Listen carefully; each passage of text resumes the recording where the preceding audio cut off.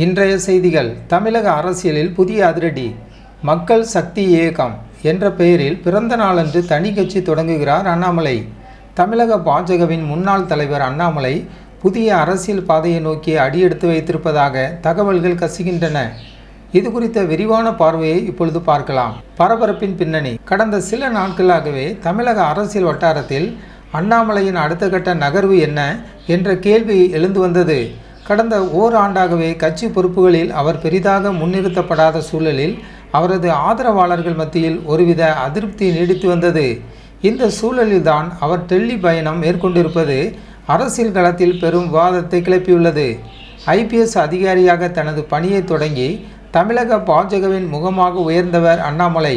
திமுக மற்றும் அதிமுக என இரு திராவிட கட்சிகளையும் கடுமையாக விமர்சித்து இளைஞர்கள் மத்தியில் ஒரு தனித்துவமான இடத்தை பிடித்தவர் என்பதை நாம் மறக்க முடியாது. புதிய இயக்கம் என்ன அந்த இரகசிய திட்டம்? தற்போது வெளியாகும் தகவலின்படி மக்கள் சக்தி இயக்கம் என்ற பெயரில் ஒரு புதிய அரசியல் பாதையை அண்ணாமலை உருவாக்க திட்டமிட்டிருப்பதாக கூறப்படுகிறது. இது வெறும் வதந்தி அல்ல. இதற்கான ஆலோசனைகள் இறுதிக்கட்டத்தை எட்டியுள்ளதாக அவருக்கு நெருக்கமான வட்டாரங்கள் தெரிவிக்கின்றன.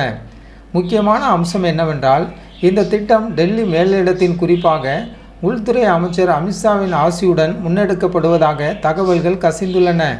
பாஜகவின் அடிப்படை பொறுப்பிலிருந்து விலகி இளைஞர்களை மையப்படுத்திய ஒரு பிராந்திய கட்சியை உருவாக்குவது தமிழக அரசியலில் ஒரு புதிய பரிமாணமாக பார்க்கப்படுகிறது.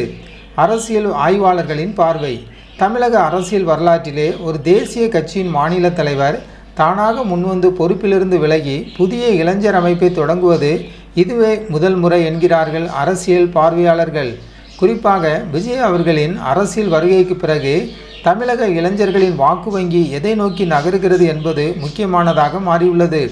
இந்த சூழலில் அண்ணாமலையின் இந்த மக்கள் சக்தி இயக்கம் என்பது 2026க்கு பிந்தைய தமிழக அரசியல் சமன்பாடுகளை முற்றிலுமாக மாற்றியமைக்கும் ஒரு சக்தியாக உருவெடுக்குமா, அல்லது இது ஒரு தேர்தல் வியூகமா என்பதை பொறுத்திருந்துதான் பார்க்க வேண்டும்.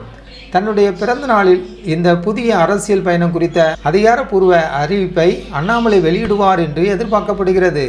டெல்லியில் அவர் மேற்கொள்ளும் சந்திப்புகள் அடுத்த கட்ட தமிழக அரசியல் போக்கை தீர்மானிக்கும் என்பதில் சந்தேகமில்லை. இது குறித்த உங்கள் கருத்துக்களை கமெண்ட் பாக்ஸில் பதிவிடுங்கள்.